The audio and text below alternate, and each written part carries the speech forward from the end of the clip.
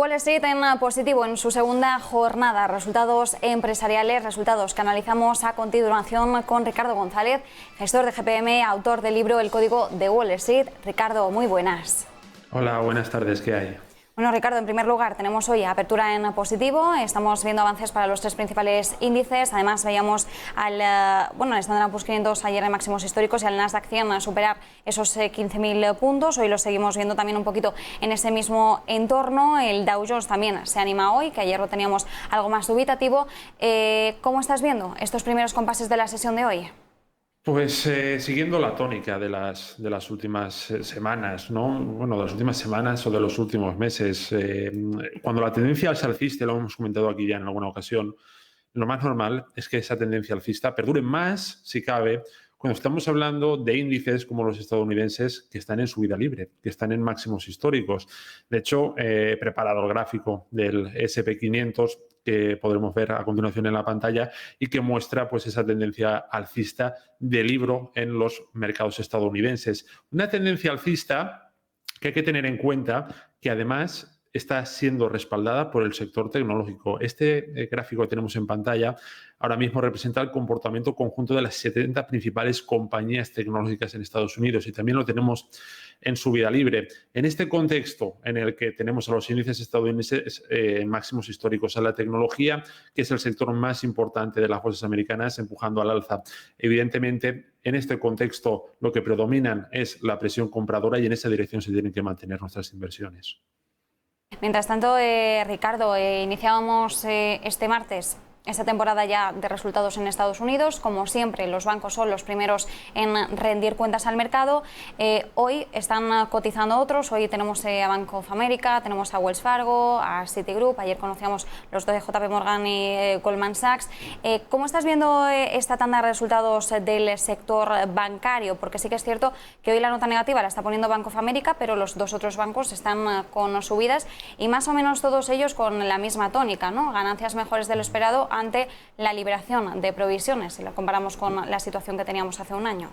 Bueno, la temporada de resultados acaba de empezar, pero acaba de decir un aspecto que es clave. La mayoría de compañías, la mayoría de bancos están sorprendiendo al alza y es de prever que no solo los bancos, sino que la mayoría de compañías cotizadas sorprendan al alza en las estimaciones en lo que se refiere a resultados. Pensemos que los mercados tienen la peculiaridad de adelantarse a las noticias, por ejemplo, las temporadas de resultados. Y cuando la tendencia es alcista, como lo que tenemos actualmente, las temporadas de resultados tienden a sorprender de forma positiva, mientras que cuando la tendencia es bajista en los índices, los resultados tienden a sorprender de forma negativa. Dicho esto, hay que saber que de media las compañías en Estados Unidos durante la última década, cuando rinden cuentas al mercado, se suelen mover un más menos 5,63%. Esta gráfica que tenemos en pantalla refleja el promedio del movimiento que experimentan las compañías cuando rinden cuentas al mercado. Fijémonos que las compañías se mueven un 5,63% y a partir de ahí,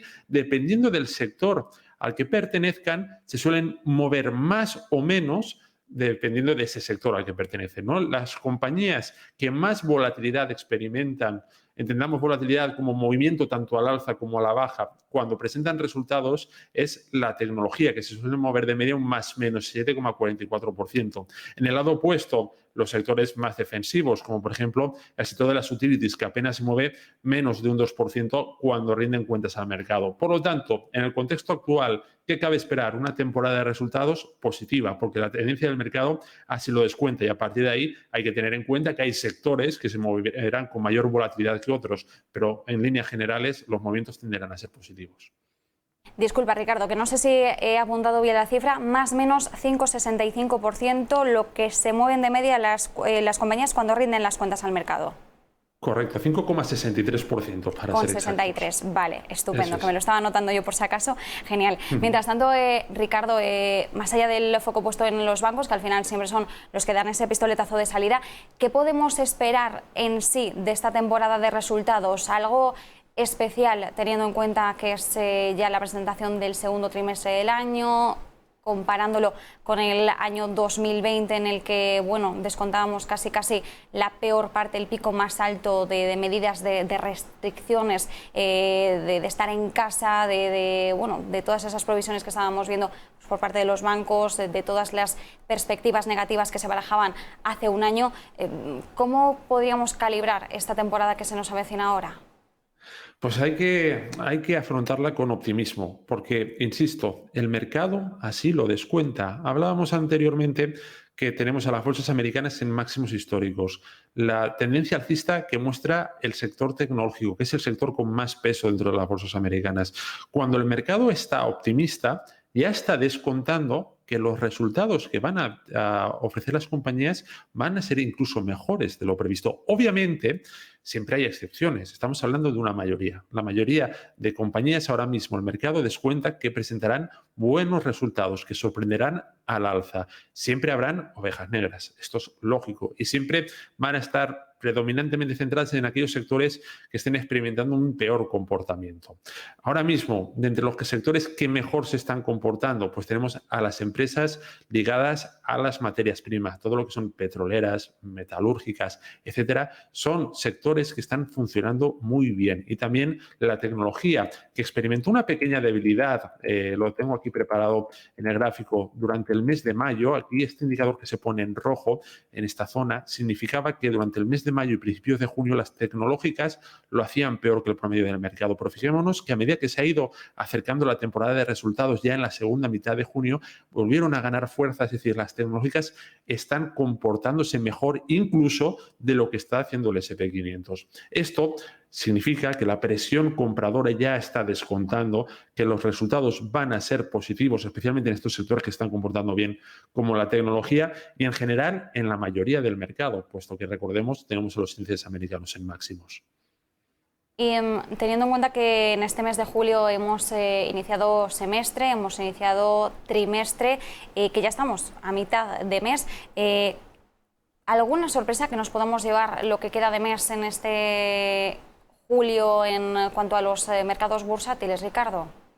Bueno, hay que tener en cuenta que a partir de mediados de julio aproximadamente ya es cuando en el hemisferio norte ya los grandes operadores se van de vacaciones, ¿no? El volumen de negociación disminuye y esto pues genera este comportamiento lateral que he reflejado aquí. Para este gráfico lo que representa es el comportamiento promedio experimentado por el S&P 500 desde el año 1950, teniendo en cuenta las fechas comprendidas entre el 1 de julio y el 30 de septiembre, que son las fechas predominantemente vacacionales. Fijémonos cómo a principios de julio se producen de media alzas, son unas alzas que estamos experimentando todavía en los mercados y que las estamos viendo, pero a partir ya de mediados de julio la situación tiende a aplanarse, el comportamiento tiende a ser lateral. Esto es por lo que comento, porque los grandes operadores se van de vacaciones y esto instaura al mercado en comportamientos laterales. Obviamente hay vaivenes dentro de ese comportamiento, pero la mayor volatilidad se suele experimentar ya durante el mes de septiembre. Durante el mes de septiembre sí que es el mes más débil estacionalmente del año. Pensemos que en esa época ya muchas carteras se rebalancean de cara al último trimestre del año y que hay una mayor volatilidad. Por lo tanto, en resumen, lo que tenemos durante los veranos históricamente en los mercados es una primera quincena de julio favorable, lo estamos viendo en los últimos días, un mes y medio comprendido entre mediados de julio y finales de agosto, pues bastante lateral, y ya un aumento de volatilidad durante el mes de septiembre. Todavía quedan algunas semanas para ello, pero hay que tenerlo en cuenta, ya que a la vuelta de vacaciones pues podemos tener algo más de volatilidad en los mercados. Bueno, pues miraremos con cierto recelo y cautela esa vuelta de las vacaciones, ese mes tan volátil de septiembre. Mientras tanto, hemos disfrutado y estamos disfrutando todavía de esa fortaleza que estamos viendo en la primera quincena de julio, sobre todo cuando miramos esa tendencia alcista en Estados Unidos. Ricardo González, gestor de GPM, autor del libro El Código de Wall Street, muchísimas gracias. Gracias a vosotras. Buenas tardes.